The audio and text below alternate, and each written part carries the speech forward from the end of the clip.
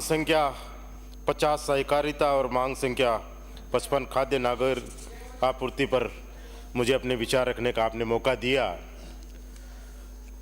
आज़ादी का समय, आज़ादी का आंदोलन और उसी आंदोलन से समाजवाद, सहकारिता निकल के आता है।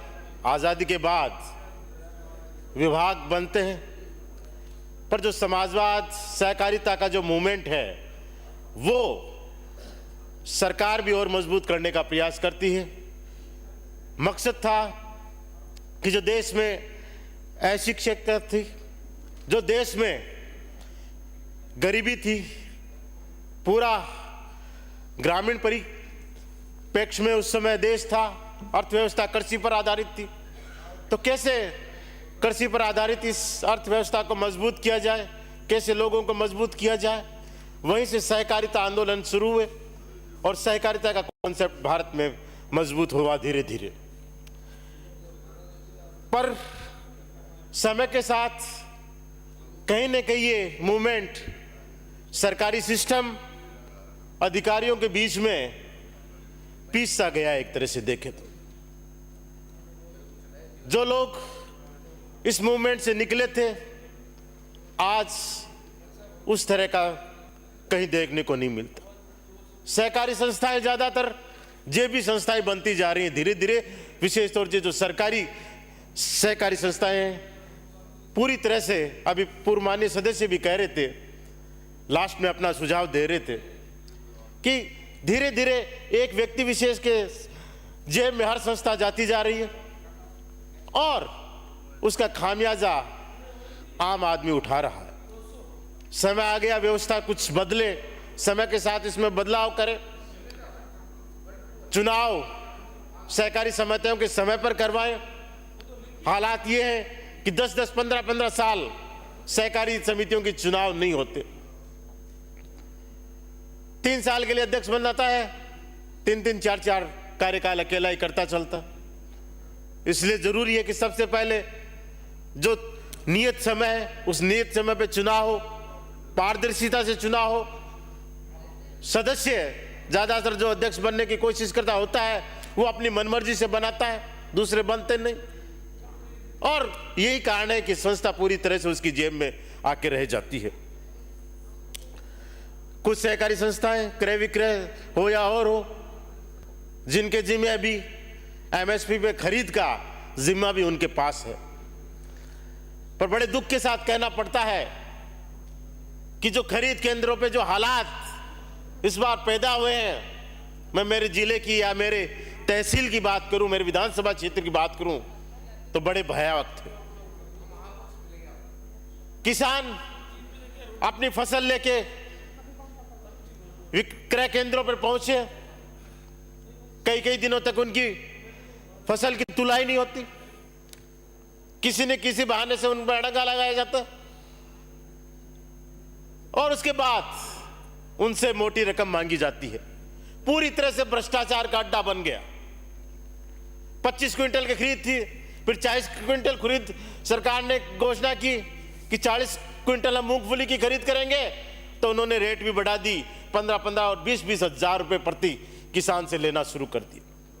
20,000 रुपए, 15,000 रुपए एक किसान से अगर लेंगे तो उसका फिर एमएसपी पर फसल बेचने का फायदा ही क्या।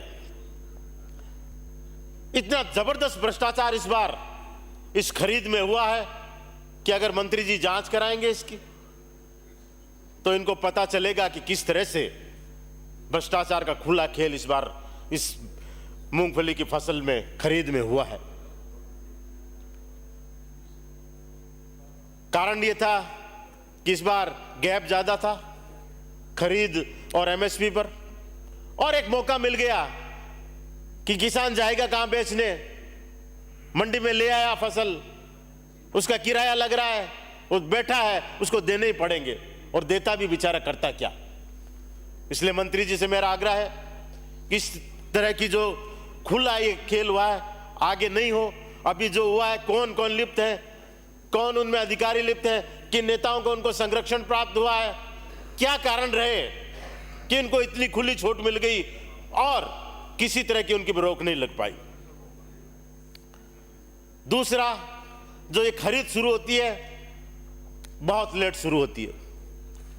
किसान की समस्या ये है कि उसकी फसल जो ही मंडी में उसके खेत खलिहान से बाहर घर पे आती है तो उसको चिंता रहे कि मैं इसको तुरंत इसको बेच के आऊं, ताकि जो पैसा मैं किसी को चुका सकूं, जो मैंने लोन लिया उसको चुका सकूं, मेरे घर में कोई काम है उसको मैं कर सकूं।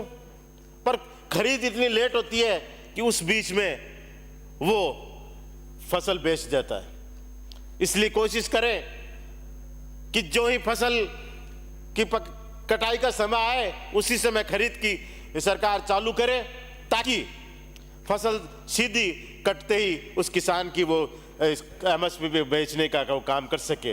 क्योंकि इतने दिन तक किसान इंतजार नहीं कर सकता, उसके बीच में उसकी फसल जो दलाल व्यापारी होते हैं वो खरीद लेते हैं और उसके बाद में वो एमएसपी पर उसके नाम से उन जो वहां है क्रय विक्रय समितियों को या जो भी एजेंसी लेती है उसको देते हैं। तो फसल किसान की लेने वाली संस्था सरकार, पर फायदा वो व्यापारी वो दलाल उठा लेते हैं, जो इस 1-2 महीने के गैप में उसकी फसल खरीद लेते हैं और उसके बाद में उसका टोकन कटा कर उसकी फसल लेते हैं। तो ये सीधा जो फायदा किसान को मिलना चाहिए और सरकार के पास माना तीसरी जगह जो हो रहा है, इसको बंद करने की जरूरत है।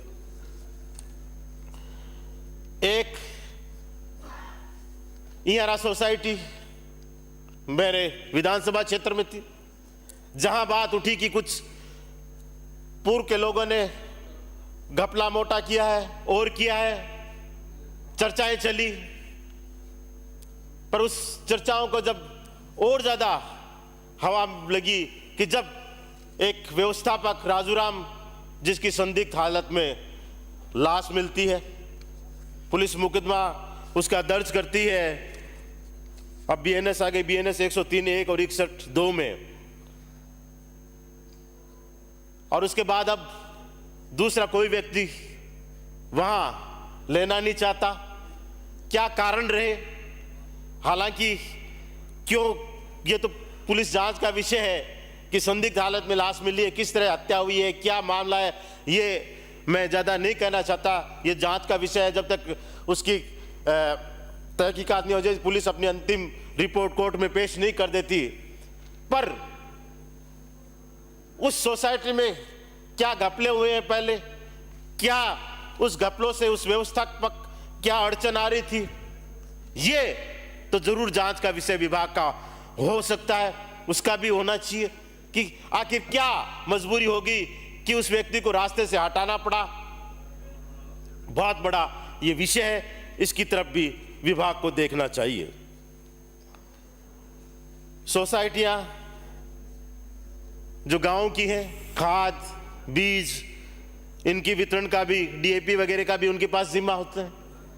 पर बहुत सी सोसाइटियां ज्यादातर जिस ढंग से उनको जिम्मेदारी दी गई है वो कर नहीं पाते।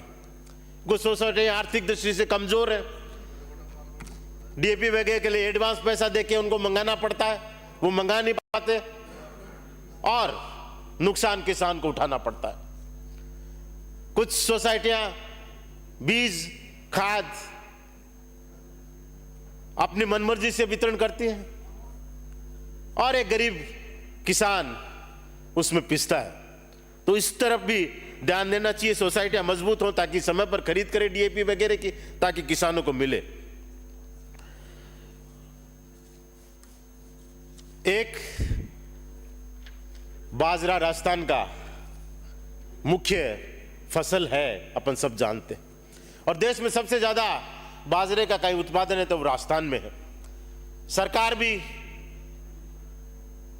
इस बाजरे की फसल को, मिलेट्स को प्रोत्साहन कर रही है कि कैसे लोग ज्यादा से ज्यादा खाएं, ज्यादा से ज्यादा उपयोग करें, गेहूं का उपयोग कम करके बाजरे की तरफ शिफ्ट होएं।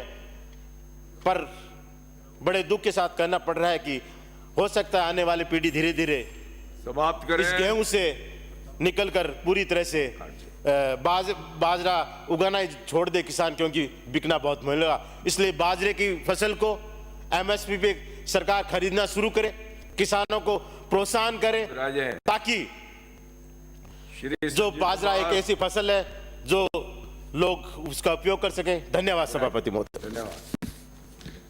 माननीय सभापति